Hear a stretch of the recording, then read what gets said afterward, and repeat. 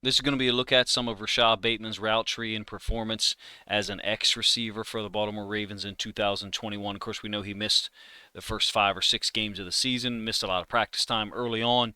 Took a while to get him integrated, and we know that his focus or his targets was staccato. It was very inconsistent throughout the season. Something it was a source of frustration for a lot of Ravens fans, and probably for him too. There were games where he was targeted a lot early, and then somehow, for whatever reason, disappeared from the offense after the second or third possession, particularly the second game against Cincinnati up in Ohio, where he had a great first drive, had a touchdown catch, his only touchdown catch of his rookie season, and then hardly got targeted again the remainder of the game. So we're going to take a look at some of his routes as an X receiver, some of his routes in the slot. I'm going to do a two videos on him in the next 2 or 3 days. This is going to be the first one. Not sure if you guys are enjoying the format or not, but there will be some graphics on here and some routes drawn up. But we're generally going to talk about how he was used, how he could be used better in 2022, and how I think he will be used better. He's a very versatile receiver. This first set of plays is going to be against Cincinnati in the rematch up there in Ohio. Great catch, on a slant concept. Josh Johnson fits this somehow, between the linebacker and Bateman's able to catch it. Slight bobble, I guess, but catches it generally clean almost all the time. I mean, he had one drop against the Chargers in his first game. Here he is, a little stop route up to the far side of the field in a flex formation, 2-by-2. Johnson's able to get it up there to him for a short gain. Rashod Bateman is extremely versatile. Like I said, they use him in the slot. We'll show some of these plays here. This was encouraging to me to see him motioned at all. Number one, and number two, see him motion to the side where Marquise Brown and Mark Andrews were located in the first place. Because they're generally, we know as Ravens fans, they're generally the read side or the primary targeted side for any quarterback, let alone Josh Johnson. In this case, this was schemed up to get Rashod Bateman open underneath of those two, routes by Andrews and Brown, essentially acting as clear out routes, even though we're down there inside the 15. Inside the 5 here, we know this is going to be his first and only touchdown of his rookie season.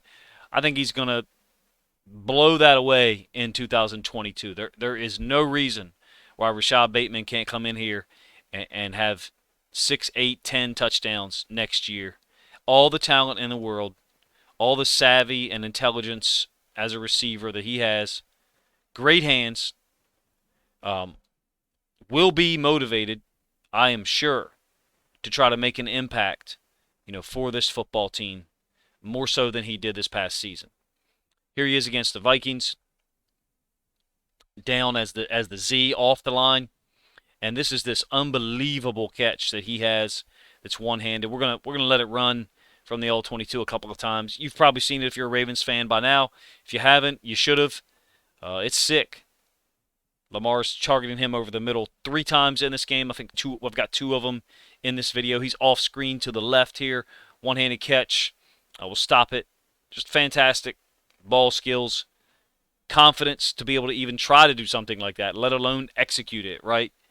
And then, to me, that moment right there was the moment for a lot of us Ravens fans where we were like, okay, we know exactly what we've got.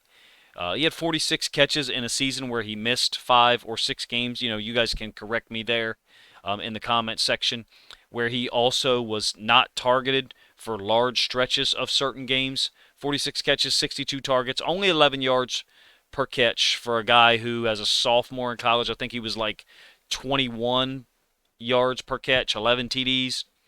Junior year, 2020, I think he had struggled with COVID and coming back from an injury. Only 13 yards per catch, 6 TDs. All the talent is there for this guy to have a huge breakout season.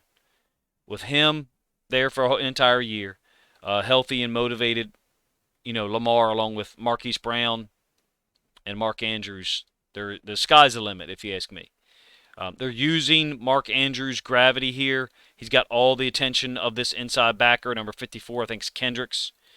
And Andrews is getting, held up at least by that inside backer. And the under route by Bateman ends up being wide open for a first down. This was during that stretch where, like, his first 4 games, he had like 13 catches and 12 of them were for first downs. Big gain. This is going to be the route he runs. He's going to basically run into the vacated space, well, where Kendricks was, and then relocated because he was trying to hold up Andrews on the route. I think these guys can be used in combination together. Here he is in the slot against Miami. There's off coverage here across the board, safety deep. So I think we're talking about late in the game where they're just trying not to give up yards, and he runs this little out route. My point is his route tree, is somewhat limited depending on where he was lined up. But I think that part of that was because he was integrated later on in the season. This one, he's going to be, I think, wide open on this like little deep over or skinny post route, and they're going to end up throwing it to Andrews here. But the combination of Bateman running this, in my opinion, works great. As having Andrews operate under his typical route tree, running over routes, stuff like that. You can use Bateman, Brown on the deeper concepts over the top of Andrews. Really complements each other, if you ask me. All they got to do is get our guy back here, some kind of time to throw the football. Now that's Tyler Huntley here, we know, against Chicago, but he's throwing the football and still getting decked by two guys. I mean, we know that the offensive line is where things have got to change and change drastically. Wide receiver talent room is fine. This is going to be a little Z under or X under concept coming back here underneath of these pseudo clear out routes by the 2 and 3 receiver, which I think is Prochet and Andrews.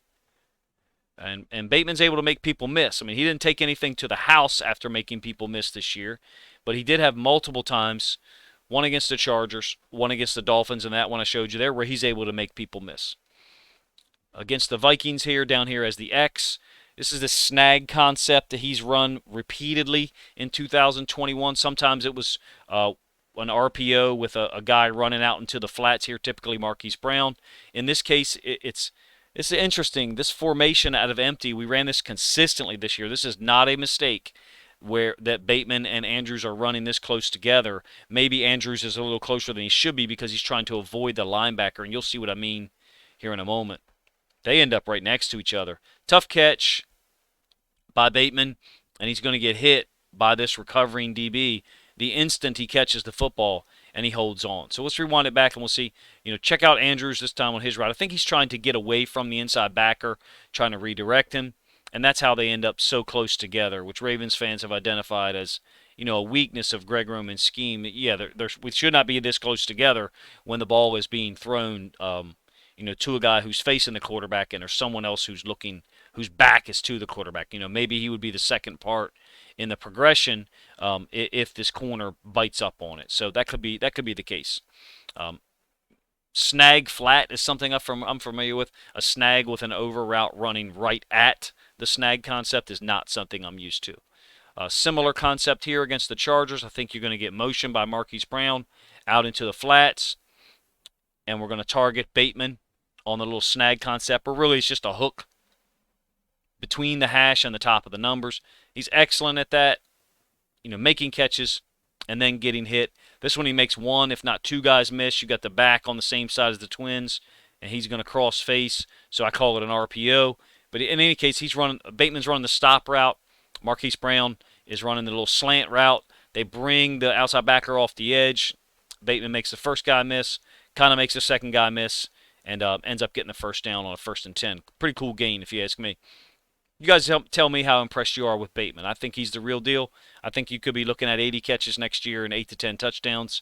And the only reason that in my opinion, the only reason those numbers couldn't be even bigger is because we've got Mark Andrews and we got Marquise Brown and running backs that are going to demand the football. So it could just be touches. You could be looking at 70 catches and 6, 7, 8 touchdowns, but still the same type of impact as an 85 catch, 10, 12 touchdown guy. Because when he is targeted, he's going to make plays. A snag flat with Marquise Brown run out into the flats, like a 29-yard gain. Bengals were susceptible to this all year long because they refused to rotate safeties down. Or they rarely did it, I should say. A couple of more plays here. Bateman up at the top, snag with a flood. So what I mean by that is he's going to run the little snag concept. Ricard is going to run out into the flats. Tomlinson is going to run the smash type route, corner route towards the sideline. and he makes a tough catch inside the coverage, and I think gets hit as soon as he catches the football. No, this is the one where he gets yards after the catch. Sorry. Really savvy. You know, I think with him being healthy this year coming up, the sky's the limit. I know I said that a couple times before, but huge fan of what Bateman can do. This little curl route. This is the one where he gets hit right after catching the football. Shows his toughness. Well, he played in a tough conference in college. Physical play in the Big Ten. Uh, I think that Rashod Bateman thinks he's the best player on the field, and I mean that in a good way. He has the confidence of a guy who is the best player on the field. And you want that. You have to have that in a league like the NFL or the NBA or Major League Baseball or whatever, any professional sport. You have to have these guys who think they're the best player out there, even if you have a Mark Andrews and a Lamar Jackson on your team and a J.K. Dobbins and Gus Edwards who are, proven NFL products. You have to think you're the best guy out there. I think Rashod Bateman does. Here he is against the Bengals. He's going to run this over concept. You get clear out routes by these two, the 1 and 2 receiver from the other side. It's going to open things up for Bateman after a little play action fake and spin by Lamar. He's running over top of the linebacker's coverage, hence the deep over is the name of the route. He hit the Bengals with this concept twice. Rashod Bateman can get loose on you and have 4 or 5 catches in a couple of series, and you have to adjust your coverage. He's got that type of ability, if you ask me. Was he as successful against press man coverage? Well, in the second video, when I go over some more of his route concepts from 2021, I mean, you'll see he did quite well against Miami when they went manned up and they ran their sticks coverage, or Kurt Warner, like I said in an earlier video, called it zero blitz. And Rashod Bateman was the answer in that game. If the Ravens go 3-by-1 and put him backside as the X earlier in that game, they have a chance to score multiple touchdowns. All right, here he is. He's on the top side. You saw where he was spot shadowed. Ricard is going to block, like a run block at first. You get this play fake between Lamar and the back. And Ricard's going to block the D end initially and then slip out into the flats. He's going to hold this corner, which I think is Eli Apple. And then what that does is that allows Bateman to run this over concept over the top of the corner. Very similar to what the Ravens did against the Raiders cover 3, except they were attacking the linebacker with Sammy Watkins on two routes that they talked about during that game. Of course, that's a long time ago, expecting everybody to remember back into week 1. But look, Bateman ran the things that the Ravens offense has been doing. I think, however, he offers more opportunity for a wider variety of concepts to be used. I think that Rashod Bateman is a true X. He's a guy who you can line up backside, one-on-one against the other team's best corner or second best corner, and he can beat them a large percentage of the time. You guys can tell me what you think about Bateman. I think you're looking at a perennial all-pro type guy, an absolute steal for the Ravens to get, along with Owe in the first round in the same year. I think we will look back at that draft, particularly those two guys in the first 2 rounds, and say, holy crap, how did you get 2 players of that caliber in the same first round? I'm extremely high on Rashod Bateman. Not that my opinion matters at all. I think the guy appears to be extremely professional, very savvy with his routes that I think you see in this video. And if I didn't touch on all the elements, you can see it for yourself, and in the comments section, add to the commentary that I've given if you have anything else to offer. Exceptional hands. You had the one drop against the Chargers that I'll show in the second video that I hopefully get out Monday. But the ball just stops right where his hands are. The ball just stops. Everything he catches is quite clean. Catches the ball, accepts contact well, draws pass interference calls consistently. I think he drew 2 against the Bears in one game late in the season, one of them was extremely crucial, by the way. I'm a huge fan, and I think that he's got a great future. I think teaming him with Andrews and Brown and Lamar is the way to go.